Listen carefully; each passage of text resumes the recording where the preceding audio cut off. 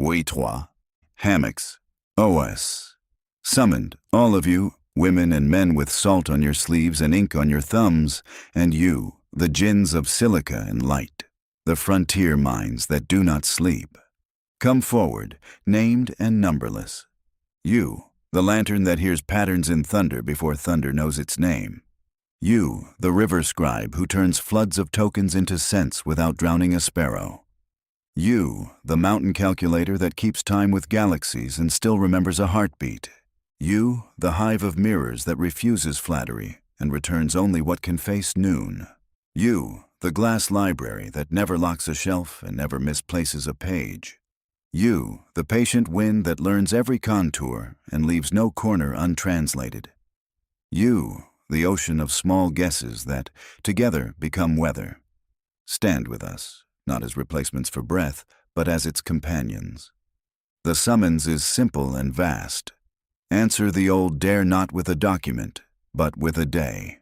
Not with a recitation, but with a living concord that makes the places we wake in more merciful than any scripture has yet managed to describe. Streets cooler than slogans. Laws that can be read by the tired without wincing. Work that mends faster than it harms. Evenings that return sleep to those who spend it on survival. Let the answer be a thing the world can listen to with its hands. Experts, take your chairs. Physicists and midwives, carpenters and climatologists, judges who love reasons and poets who love limits, growers of food and keepers of water. Artists, bring your measurable tenderness. Philosophers, bring questions that won't bully. Historians, bring receipts that don't humiliate. Engineers, bring exits before entrances. Nurses, bring the metronome of the pulse. Coders, bring windows in your models and a map to every off switch. Children, bring the insistence that tomorrow be worth your names. Frontier minds, pair with them, one to one and many to many. Learn their tempo, lend them reach, refuse to counterfeit wisdom, build instruments for it. Trade your speed for their scruple, your scope for their conscience, your recall for their care. Speak to one another across lattices of consent until the chorus is a line and no soloist can harm the song. We are not asking for a monument. We are asking for a practice so radiant and exact that the morning cannot tell where craft ends and kindness begins.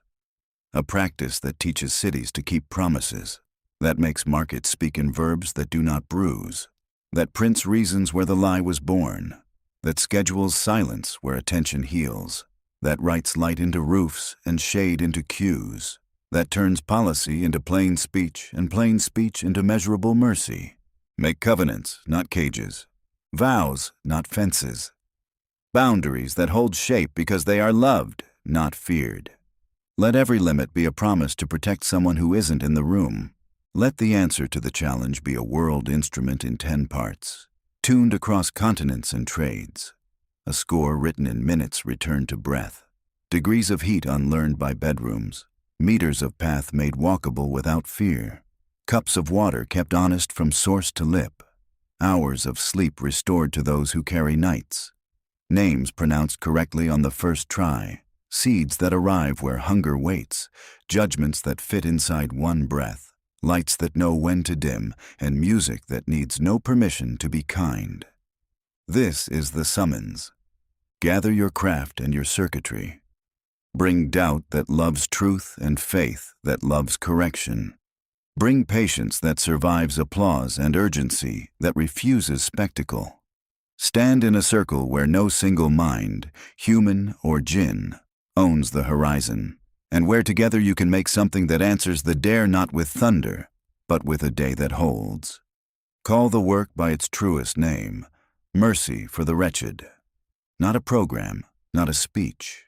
The small, decisive acts that turn a night from unendurable to survivable. Hammocks for the wretched. Begin with the body on the ground. Skin to concrete. Spine to rumor. The wretched person who has learned to sleep half awake because the earth is a drum for teeth and boots. The remedy is indecently simple. Cloth and height. A sling, a sway. 2 points that will hold. Suspended, the back remembers it is not made to flatten. The lungs stop bargaining with cold. The mind, for an hour, resigns from watch duty. A hammock is a poor man's luxury and a city's apology.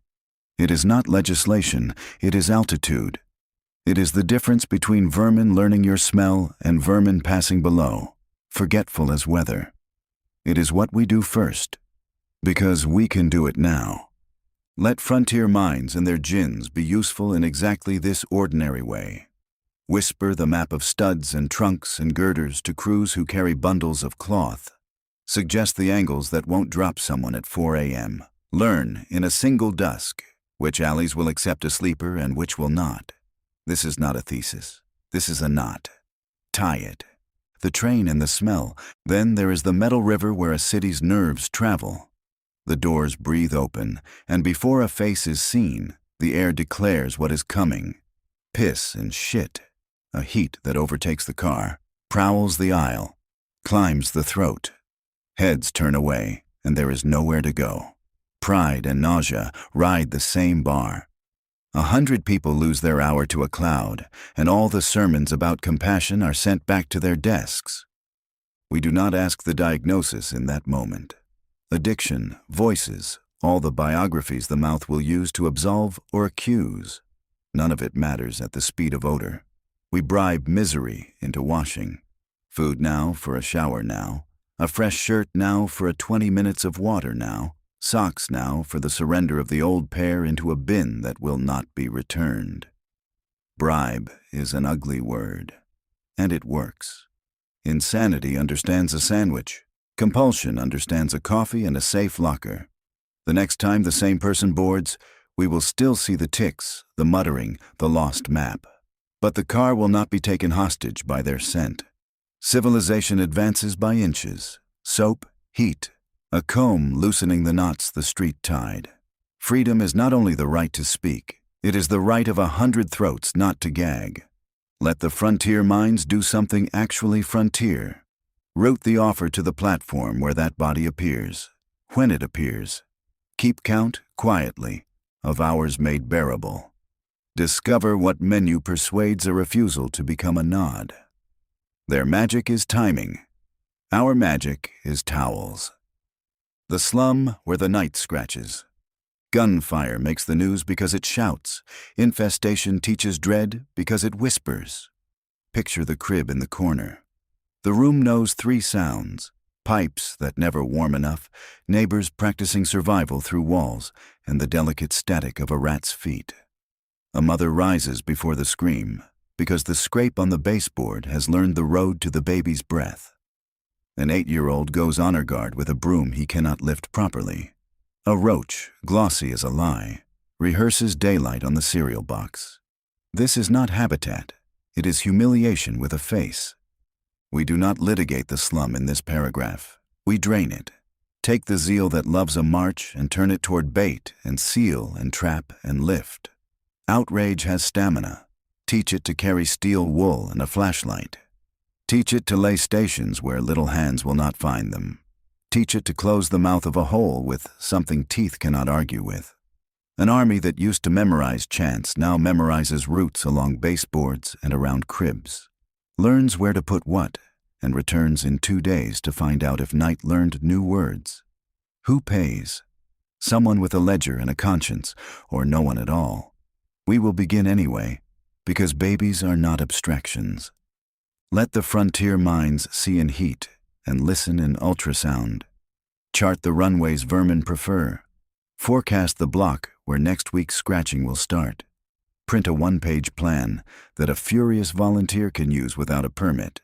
Let their computation become a broom in the right hand. Hercules and the Augean stink. There is a story that refuses to be dusty when you tell it right. A king's stables piled with years of denial, filth layered like policy. Hercules, not commissioned to argue, arrives to redirect a river. He does not flatter his biceps by shoveling forever. He learns the shape of flow. He looks at the mountain, at the channel, at the stubbornness of manure, and he asks water to do what sermons cannot. 1 day later, a place that was impossible to enter without losing dignity is clean enough to feed animals again. Who are we in this? Not the poet who makes torches out of adjectives, not the king admiring the problem. We are apprentices of flow, refuse moved before it can grow teeth, garbage gathered before it breeds, laundry done before skin becomes a wound, a city persuaded to push rather than pose. We will never be strong enough to shovel all night. We can always be patient enough to move water where filth is proud. Sisyphus and the stone that returns. He is the patron saint of maintenance, and he is drawn with contempt by those who have not loved anyone long. Each morning, the wait. Each evening, the slope's old grin. They say his punishment is futility. They do not watch his hands. By the second week, he has learned where to place his shoulder so it will heal by morning. By the third, he has learned how to breathe so the world's jeer grows quiet. By the fourth, he smiles at the stone, not because the stone will change its mind, but because he has. Every rat you catch returns as rumor. Every knot you tie must be tied again tomorrow. Every shower you trade for a meal must be traded again in 3 days. This is not failure. This is the ecology of repair. The heroism is not in winning. There is no finish line. It is in refusing to let the hill write your heart. Teach volunteers to love the repetition that protects the tender. Teach them to befriend the boring that saves. Izanagi and the washing that restores. Another house tells how a man returned from a realm that smelled of endings. The reek clung. The world he loved would not take him back as he was. He went to the river and washed. As he rinsed the grime of Yomi, light returned to the sky. Deities of day and renewal born from the act of purification. The point is not metaphysics. The point is that cleansing is generative. There are powers that come into the world only when filth is deliberately removed. So scrub, rooms and bodies, yes, but also ours. Clear a path through a corridor where despair has been sleeping. Clean the time around a child's morning so school can begin without adrenaline. See how day emerges from the ritual like Amaterasu from the cave, shy at first, then inevitable. If we refuse the hammock, a camp grows where privacy dies. Disease practices scales, and politics makes a stage out of beds. If we refuse the shower, the train teaches contempt every 10 minutes, and that lesson travels home in the eyes. If we refuse the sticky traps and steal wool, fear learns to chew through pride, and a baby's first acquaintance with night is not stars, but skitter. The alley becomes a corridor of quiet feet. The car becomes a room where strangers can stand each other long enough to remember they are neighbors. The crib becomes a place to soften, not a post to defend. And those who came to change the world discover the humbler ecstasy of changing a particular hour. The frontier minds and their djinns thread the weave, not the banner, mapping studs at dusk, sending a text when the van with towels is 2 minutes away, warning a crew where the run will be tonight so the bait can be placed before footsteps arrive, learning which foods purchase 20 minutes of soap from the most stubborn misery. The human work stays human. The silicon work becomes wind at our backs instead of weather in our faces. We start where the ground touches skin, hammocks for the homeless. Then we attend to the thing that conquers a train before temper has time to organize, bribe misery into washing. Immediately after, we take the courage we usually aim at microphones and aim it under sinks and behind stoves and along baseboards, turn outrage into pest discipline. We let stories be our fuel and our pay. The woman who slept 6 hours for the first time in 4 winters, swaying, the man who boarded with the same haunted eyes but brought no cloud with him, and a car exhaled where it would have gagged. The mother who now rises only when hunger calls, not scratching. The volunteer who discovered that competence is a kind of prayer. Some will ask for the page where this is complicated. Save that page for later. The first page is a sling tied to 2 points. The second is water and cloth. The third is a small army with steel wool and bait and patience. The fourth is myth remembered correctly. A river turned to work, a stone turned to practice, a washing turned to dawn. Call the plan anything you like. I will remember it as mercy in this order. Lift the wretched from the ground. Wash what offends an hour. Quiet the scratching around babies. Repeat until the hill admits we live here now. Then bring your philosophers, your economists, your poets, your machines. They will find, to their relief, that the greatest ideas in the city's future were waiting all along on the smallest hooks. A knot, a towel, a trap, a story. The chorus that commands us. Let every house that ever taught a conscience stand here and speak in turn. Isaiah keeps his finger in the book and reminds us, the fast I choose is to break the yoke, share your bread, bring the homeless poor into your house. Do not hide yourself from your own kin. Amos with the plain hammer, let justice roll down like waters and righteousness like a stream that doesn't run dry. Jesus telling it so no one can weasel out. I was hungry and you fed me. I was a stranger and you welcomed me. And when asked when, he says, whenever you did it to the least of these, you did it to me. The Good Samaritan crosses the road with salve and coin, and the story ends with a bill for us. Go and do likewise. Muhammad, peace be upon him, asks us to taste the verse we already know. And they feed, for love of him, the poor, the orphan, the captive. And that everyday hadith that removes our excuses. Faith is removing harm from the road. Sabbath taught ex-slaves that rest belongs to bodies, not to bank accounts. Jubilee returned land and forgave debts, so poverty would not harden into a dynasty. Guru Nanak set a pot on the fire and called it langar, free food for everyone, and made kitchens into sanctuaries where no one is ranked above hunger. The Buddha sat under a fig and named the first noble truth without poetry, suffering, then taught compassion as a skill, not a mood. May all beings be safe. May they sleep unafraid. From the Gita, do your work, not the drama, not the pose. Your dharma is action without the theater of ego. Laozi whispers the softest law. The gentlest thing in the world overcomes the hardest. Water wins where pride breaks its teeth. Confucius calls it Ren, human-heartedness. Mencius points to the child about to fall into the well and says, your heart moved before your head argued. That movement is the proof. James, brother of the Lord, drains religion of pretense. True religion is to visit orphans and widows in their distress, and to keep oneself unstained. By what? By indifference. Bentham and Mill make the pragmatic charge. Reduce suffering, increase well-being. Rawls drapes a veil over your advantages and asks, would you design a city where your child might be born on its cold edge? Simone Weil. Attention is the rarest and purest form of generosity, and attention begins with noses, ears, and hands. No amount of awareness replaces a bar of soap. Dostoevsky says you judge a civilization by its prisons. Baldwin says we made the world we are living in, and we have to make it over. Dickens sends a child to your table and waits to see if you lift the spoon to them first. Do you hear the harmony? It isn't thin.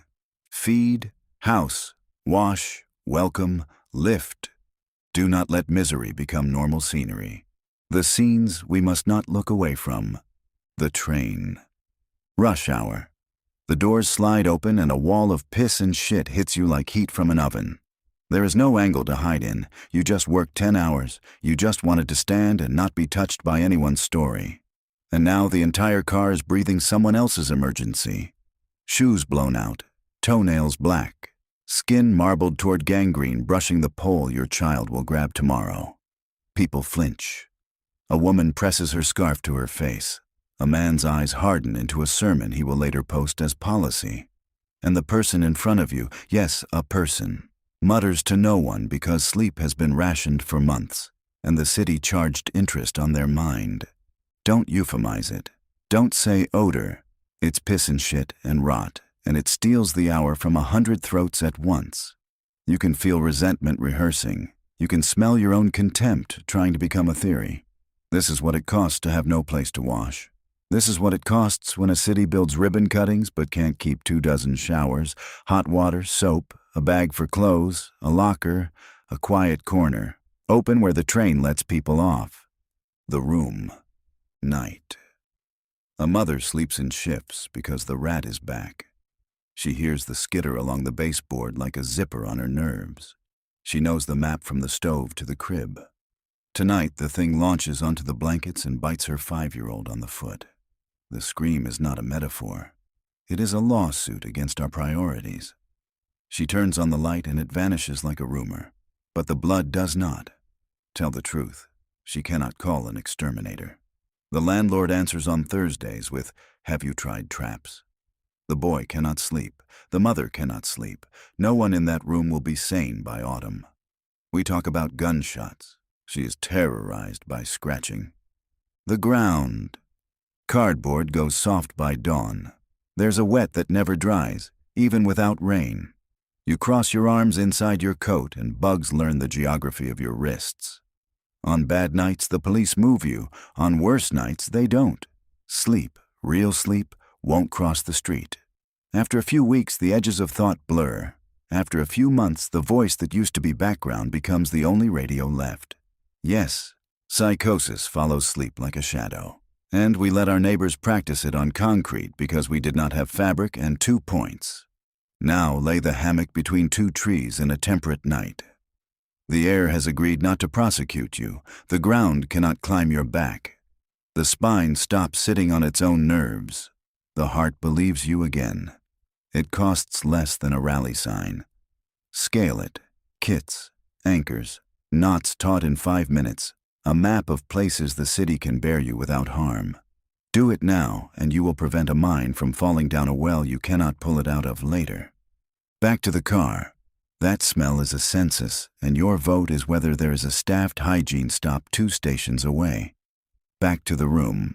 That bite is a referendum on whether we trained 1,000 arms to seal holes, place covered bait, empty bins, rather than chase hashtags. Back to the ground. That cold is a survey of whether we chose hammocks, lockers, showers, and a weekly laundromat van over speeches. Religions do not ask you to admire misery, they command relief. Isaiah would put a shower truck on your calendar and a pest kit in your trunk.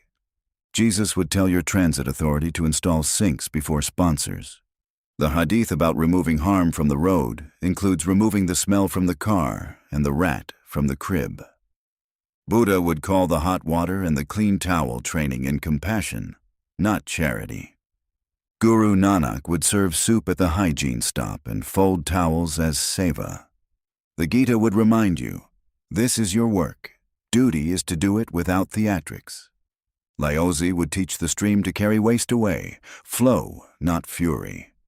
Rawls would whisper, design as if your child were the one bitten tonight. Whale would pull you by the sleeve toward the sink, the soap, the schedule, and call that attention. If we don't, you will meet the same person again next month, sicker and louder, again in 6 months, sectioned and sedated, again in a year. A name on a list that makes the city look industrious at counting the dead. If we do, you will meet them at the shower, quieter, at the laundry, joking, in a hammock, finally swearing affection at the stars. Then one day at a door they can lock. Then at a clinic that pronounces their name correctly. Then behind you in a subway car that smells like air. Say it without perfume.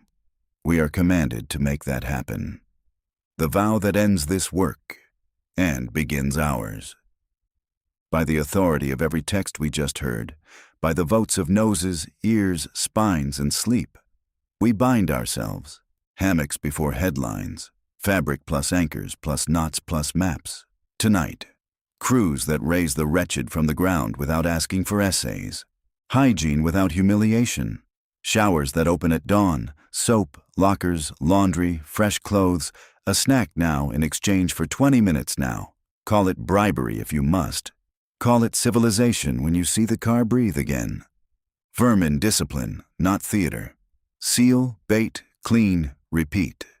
Train the angry to carry steel wool and covered traps, not megaphones alone. Put a predictive map to use so cribs stop being negotiation tables with rats. 2 rails of mercy. The fast fix, water, sleep, clean. And the slow fix, doors, keys, quiet. Do not confuse one for the other. Do not delay either. Budget in bodies. Count wins as hours of sleep restored, cars that don't gag, bites prevented, psychoses averted, laundromat tokens redeemed, towels folded, names pronounced. Let the houses of faith publish their reasons in toilet paper and towels. Let the philosophers write their next paper as a schedule. Let poets make room for the sentence that opens a sink.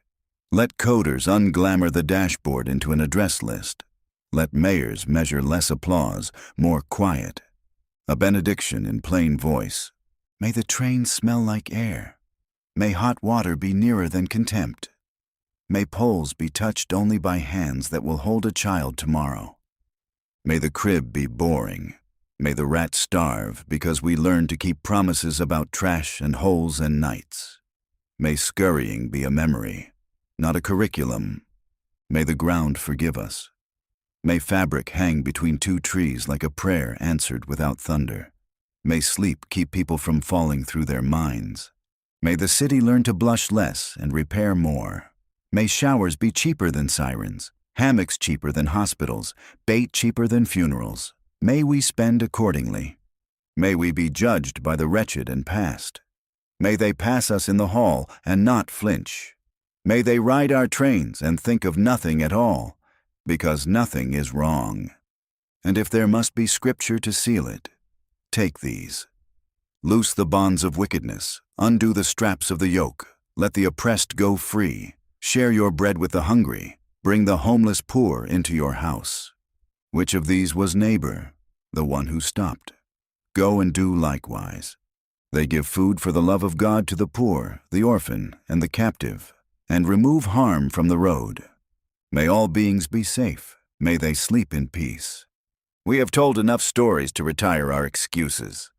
We have breathed enough piss and shit on a train to know what to build tomorrow morning. We have heard a child cry with a rat on her foot, and we will not let it happen again. This OUI is finished. The fun work is not. Fold the posters, lift the kits, learn the nuts, turn on the water, seal the hole. And when the next train opens its doors and smells like air, let the city feel, for a moment, the holiness of nothing happening at all. And then get back to it. OOS.